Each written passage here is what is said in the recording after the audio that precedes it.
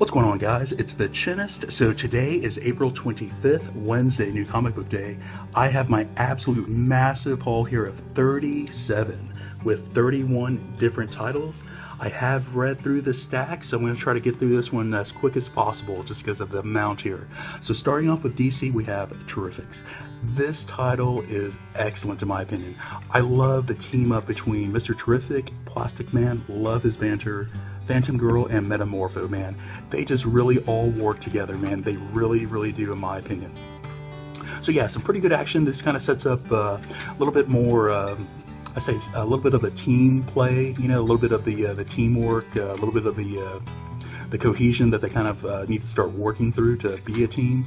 But pretty cool stuff to where if they separate more than a mile from each other, they blow up. So they're, you know, Mr. Terrific's trying to figure out, you know, what is going on there. So yeah, pretty good action, pretty good dialogue. Really enjoy this title, The Terrifics. All right, next up, Batman and the Signal. So this was my introduction to the Signal. You know, I guess he's been around for quite some time, but never really knew who he was until this little mini-series, and this stops at number 3. Number 2 came out like 3 months ago or something. Like, I completely forgot about this title, to tell you the truth. So yeah, but you know, as an introduction to the Signal, in my opinion, this was very good. Kind of set up the arch nemesis as well. I don't think that he was around in the past, but really enjoyed it. Enough on him.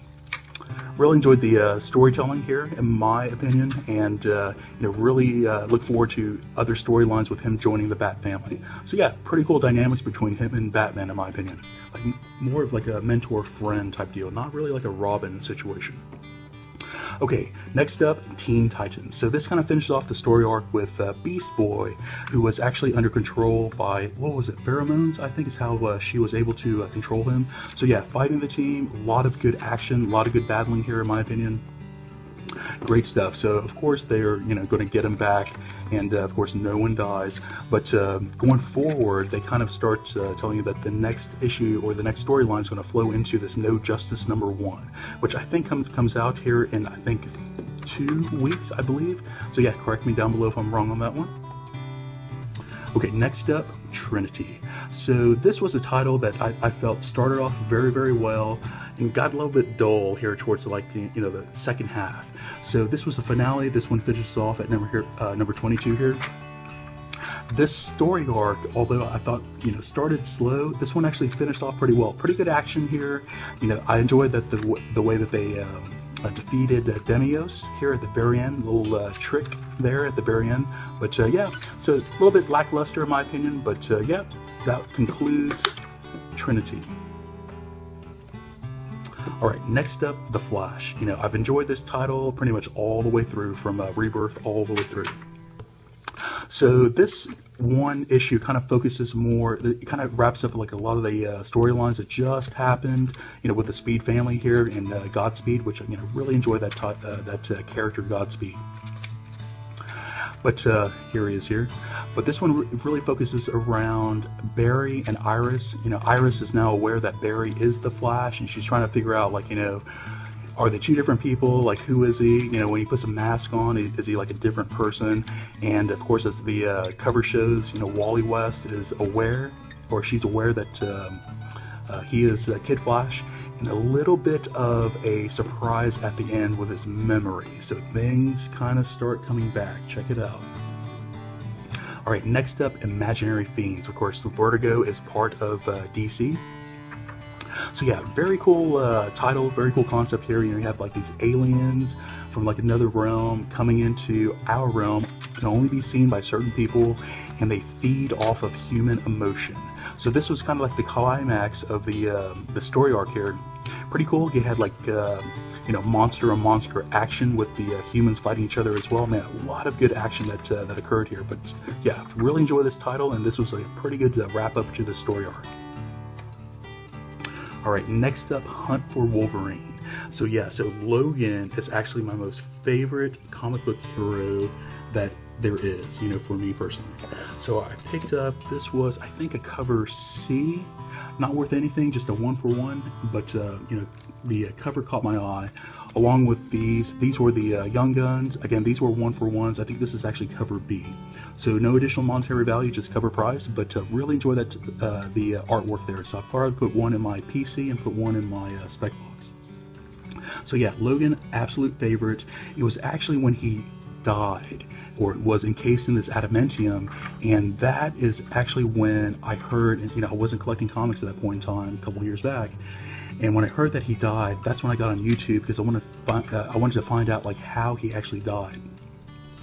Kind of looking around YouTube, you know, I ran through this storyline, went through other storylines, and YouTube is actually what brought me back, and it was the death of Wolverine that actually brought me back into comics, you know, back in 2016.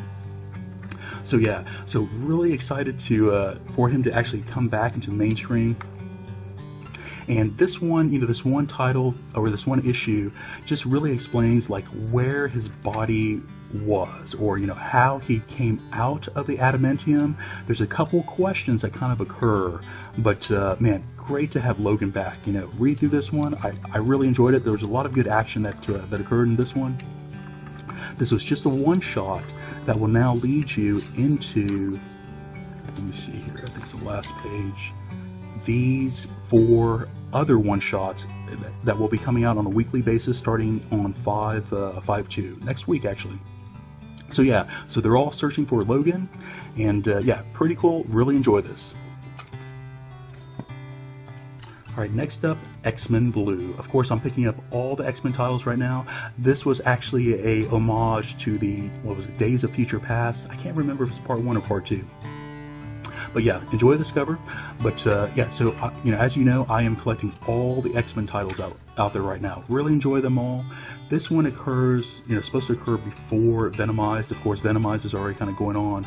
But they're on their way back, you know, with Venom back to Earth.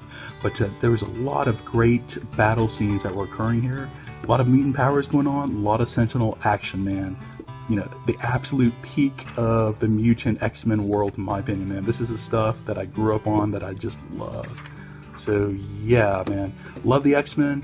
XMen Blue, check it out.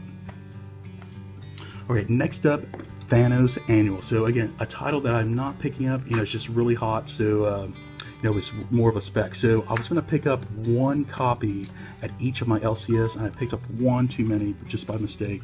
Not mean to, but yeah, came out with 3 copies total. So yeah, Thanos Annual. So this one kind of like wraps up the overall, the story arc is, or the title is completely done, and this was you know, kind of like a 0 issue in my opinion. Kind of like wraps things up, kind of talked about like other things that kind of led to it at the same time. But yeah, so again, I was going to read the entire Thanos all together, like in hardcover. And Donny Cates, one of my most favorite writers out there right now, and of course he's on fire. Like everyone loves him right now. Okay, next up from Marvel again, the Mighty Thor. So this was kind of like the conclusion of the death of Jane Foster. So, you know, you see in the very last issue, you know, her body was there, bam, and you know, she was dead, you know, so to speak. You know, over it, you know, she's being held in the arms. So you come in, she's actually at the halls of the doors of Valhalla. She starts talking to Odin, kind of going over her life. You know, was she worthy? Was she unworthy? Man, great dialogue. A lot of great stuff happens here. You know, at the very end, you know, of course she's not going to be Thor, but you know, I will say that she does come back. She's not dead. There really was not a death of Jane Foster. There was a death of that Mighty Thor, is what it transpired to be. But yeah, very touching. If you enjoyed that Jane Foster Thor, man, you have to pick this one up, read through it. It really is that ultimate conclusion there. Okay, next up, Old Man Hawkeye. Love this. You know, I really did not think I was going to enjoy this one. You know, just like a rip-off of Old Man Logan, of course. Man, incorrect. I was wrong. Love this. You know, it's different. It's similar. You know, it's very reminiscent of Old Man Logan, but you know, the storyline itself is great. You know, complete standalone. Yes, they are, you know, going back to you know, profit from that Old Man world, but really enjoyed the action, the dialogue in this issue. So yeah, enjoying Old Man Hawkeye. Alright, just a quick, this was a second printing of 798, the full appearance of the Red Goblin. So yeah, just picked that one up. That was a second printing, and hoping it was less than the original cover A that came out of the first printing. Next up, Venomized. So again, you know, everyone's Venomed out at this point in time, but man, Cullen Bunn, this is really a great storyline. I know I've been saying that week to week, but man, I feel he really like set this whole thing up pretty well, and you know, a lot of plot twists that kind of occurred all throughout. You didn't really know what was happening next, and yeah, a lot of great battles, like epic battles that kind of occurred, you know, throughout this entire, you know, title, throughout the various titles that kind of all, you know, is ending up here in Venomized. So yeah, really enjoy this one, Venomized.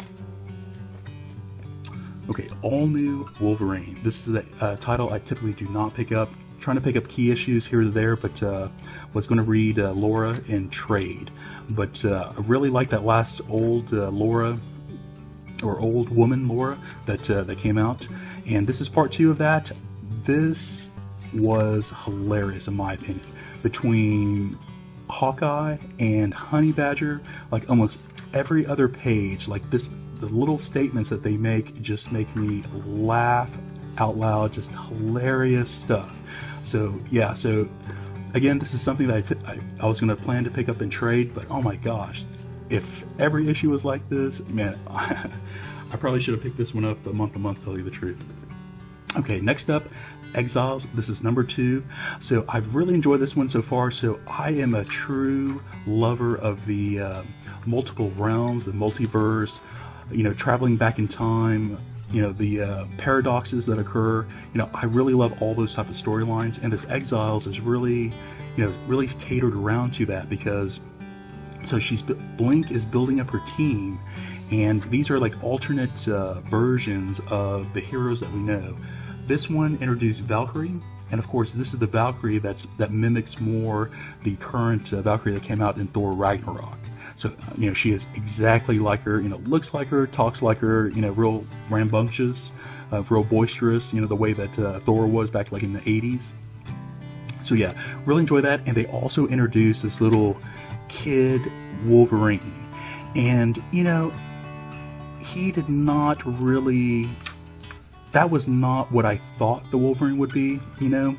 He was more of like an anime character. So I'm going to see if I warm up to this Wolverine or not. We shall see. I don't know, guys. I was a little bit disappointed at the very beginning, but yeah, we'll see. But yeah, Exiles, I love the overall title so far. You know, I like how they're building up the team right now. Okay, the Invincible Iron Man. I am not picking this one up. You know, I picked it up when it was originally a Riri. Dropped it, picked this one up really just to have, you know, the return of Tony Stark, you know, in my collection more than anything else. So yeah, again, not reading through it. Yeah, guys, tell me if the return of Tony Stark is going to be good or not. I just kind of skimmed over this one to tell you the truth. But yeah, just going to put it in my PC, the Invincible Iron Man. Alright, Avengers No Surrender. This is finally concluded here at part number 16, so it's all done. I'm going to wait for the trade and just kind of read it all together without any ads and just enjoy the storyline. The big battle actually happened in part number 15, and this is one of those that kind of just like the aftermath and just kind of wraps everything up.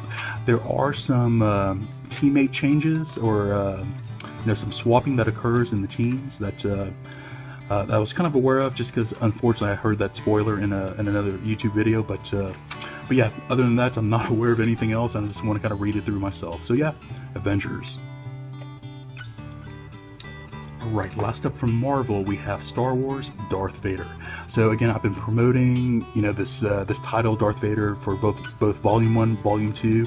Charles Soule, man, he has knocked this out of the park, dude. This was so good. If you are a Vader fan, you have to go read this comic. And, you know, I think there's a few people who feel that, you know, Star Wars is just kind of, that's for the big screen only, you know, they're not into the additional storylines. Man, truly missing out on great storylines, you know, from one, you know, story lover to another. Man, these are great storylines, and of course they're all canon. You know, this all happens in the Star Wars universe. So yeah, great stuff. Vader fighting underwater was, man, phenomenal, dude, just phenomenal. So yeah, Star Wars, I'm sorry, Star Wars Darth Vader. Alright, next up from Image now, we have The Beef. Pretty cool stuff. You know, I didn't really know what to think of the first one. The second one, this is number 3, right? Yeah, the second issue number 2, you know, really got me. The bubblegum type of artwork was kind of a little bit of a turn-off to me at first, but man, hilarious stuff in my opinion. So it's like a superhero that's born out of the cow hormones, you know, that the humans are kind of injecting to the cows, and this guy just eating the chemicals, or you know, or eating the cows and kind of ingesting the chemicals all his life, like overdid it, and he kind of hulks out and he turns into the beef, and it's like the power of the cow, and he has like this mental connection to these cows that are around him. So it's kind of, man, it's funny and pretty good action to go along with it in my opinion. So yeah, one of those, The Beef. Right, next up from Image again, we have Ice Cream Man. So I actually picked up both cover A and cover B. So this was like homage back to, man, I am drawing a blank. You know, Here's Johnny. What is that movie? I will think about that movie. It'll come to me. The Shining. There we go. But yeah, so cool cover, man. Want to pick it up, just kind of put it in the PC. So yeah, so Ice Cream Man is a horror anthology, just a lot of, you know, random, just weird type of storylines that kind of occur. This one kind of like tackled, if I'm thinking of this one correctly, yeah, it's a big stack this week, but yeah, so this one kind of tackled like hell, or, you know, heaven, you know, maybe, kind of strange, to tell you the truth. But yeah, so nothing really connects us other than the Ice Cream Man. And you know, you never get any background about this weird guy who has like some sort of like weird powers, right? That, you know, you don't know if he's forcing these weird things to happen or he just knows about them. But they introduce another character who actually kind of oversees the Ice Cream Man, is what it appears like to be. So yeah, so the Ice Cream Man, there is more storyline than just, you know, random stories that are occurring here. So yeah, getting a little bit deeper now. Alright, next up from Image, Regression. This is one that I picked up. I was interested in at first, and then I actually dropped it for a little bit, was not interested, and then came back to it again. So this is, you know, the thing that's different about this, and this is yet another Cullen Bunn title here.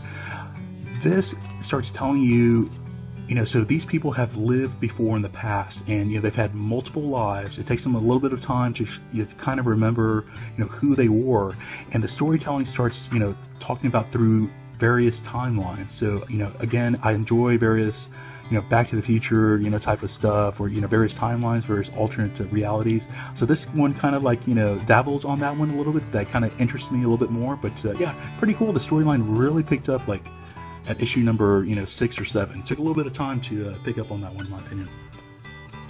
Okay, next up, Killer Be Killed. This was another one that, you know, I passed at the very beginning, and I picked up in trade, and then went back, got number 1 all the way through. Man, this is one of my most favorite titles that are current right now. Pretty cool how the cover kind of matched the very next first full page. Pretty cool stuff. So yeah, man, this, it's very intriguing. You know, there's always a lot of good cliffhangers at the very end. There's some good twists in here. Supernatural is involved. Great dialogue. You know, quick wit type of. You know, when there is humor, more of a quick wit type of humor that's involved, which I enjoy more. You have this detective who is just on the heels, and she's really figuring everything out. In this one issue, you know, she actually, you know, travels to, you know, his house, and, you know, everything, you know, she just kind of knows everything. She connects all the dots. So yeah, love this issue, love this title, Killer Be Killed. Check it out. All right, next up, Redneck. Yeah, there's a lot of good, you know, action and battle that occurred like throughout this entire week, you know, in all these various issues. This is another one that did not disappoint on the action side of things. So you have the humans who are at a face-off, or in a face-off with the vampires. They're going at it. You know, vampires are obviously winning. Humans are dying left and right. And they send in, you know, the human. I forgot what his name is. Not Cletus. I forgot what his name is. But he tries to go in to try to, you know, basically stop the fighting, you know, stop everyone from dying. Man, excellent stuff, dude. So if you like vampires and you're looking for something just a little bit different, I would suggest, check this one out. It's, it's traditional and it's not traditional, at the same time, in my opinion. Kind of like a True Blood type of situation. So yeah, Redneck, and again, done by Donny Cates, who, the writer that's on fire right now. And look at that, yet another Donny Cates. Man, I don't know how many Donny Cates issues I have in the stack right here. But yeah, Donny Cates, Babyteeth by Aftershock Publisher. Another excellent storyline out of Donny Cates. Another horror type of storyline. You have the Antichrist, or, you find out in this issue there's more than just this one baby. So it's not the Antichrist, or it can't be, because there's multiple ones that you kind of find out now. So yeah, pretty good reveal as far as like who this baby potentially is, or maybe a race of these babies that exist. So great escape type of action at the very beginning, and it kind of leads into a little bit more reveal of who the baby is. So yeah, this was like a good backstory and good action type of issue here for Babyteeth number 10. Okay, next up from Devil's Due, Malefic. Man, another good horror title that's out there right now. Black and white, is kind of off-putting to some people, but man, the artwork, a little risque there. The artwork is, man, phenomenal. It phenomenally goes well with the horror storyline that's out there, man. In my opinion, this is a great, if you're looking for horror, something that's different, check this out. Man, I could really see this title becoming like a weird TV show that could really, really work out, in my opinion. So yeah, a lot of different characters. There's a lot of character development that goes on, and the characters are always kind of coming in and out with the multiple patients that they have here in this hospital. Love it, man. Malefic. Okay, from IDW. So this is Antar, the Black Knight. Tell you the truth, I was going to pass on this one. It was the owner of the one of the LCSs that I go to of 8th Dimension Comics.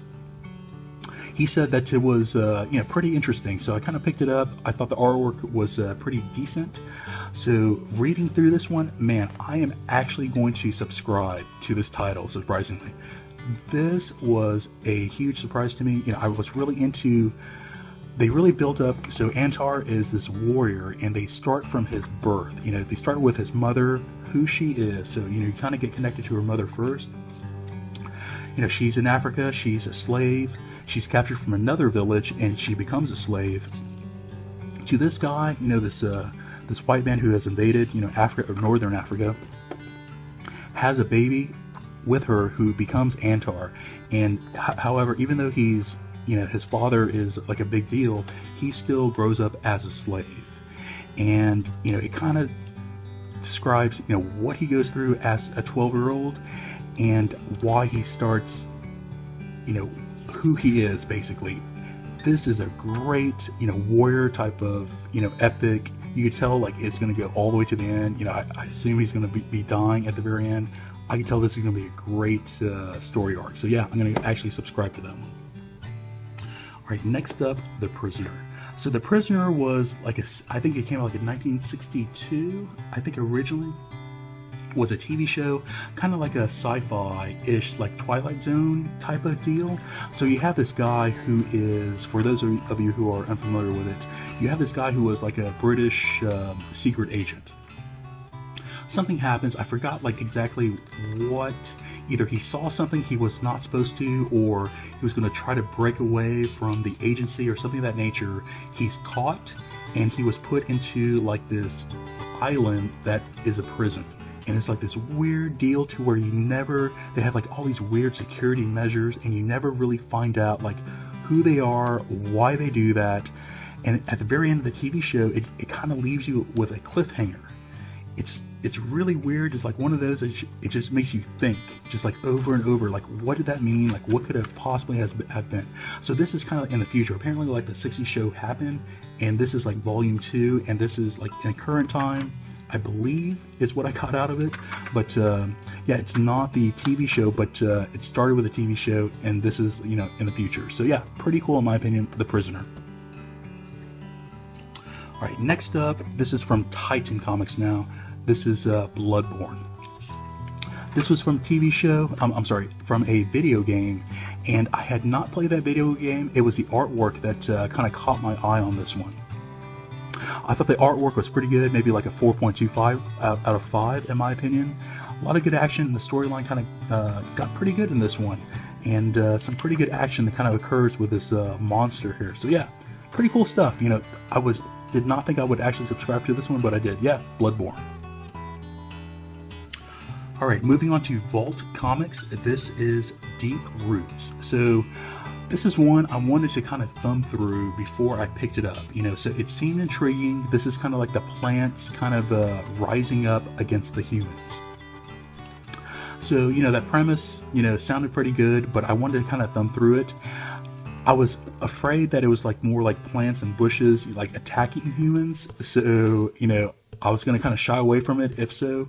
But clearly, you know, that's not the case. You actually have like, you know, there's a little bit of supernatural kind of going on. They kind of explained at the very beginning, kind of like a, you know, like a god kind of like overseeing Earth in a sense. But you have the plants kind of like taking on humanoid forms and fighting and killing humans. So yeah, pretty cool in my opinion.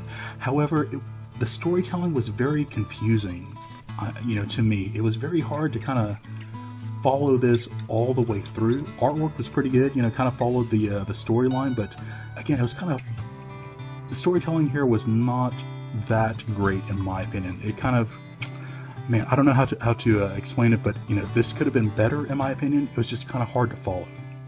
So yeah, just because of that, I do not think I will be picking up at number 2, to tell you the truth. Alright, next up from Vault, Reactor, and yet again, another Donny Cates. I'm going to go back in the video and see how many Donny Cates comics I actually have this week. So yeah, this is Reactor. This is like a totally different type of storyline. Apparently this is like a second arc. The first one happened in Heavy Metal, the magazine.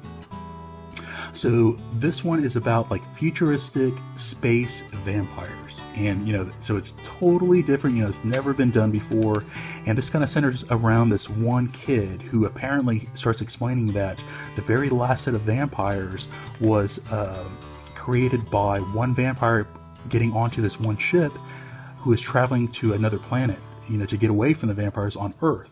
The vampires got to the other planet, and the other planet has another sun that does not kill the vampire. So it kind of created like another vampire species in a sense. So pretty cool. And this little kid grew up to this kid, and apparently he's like this huge like vampire hunter.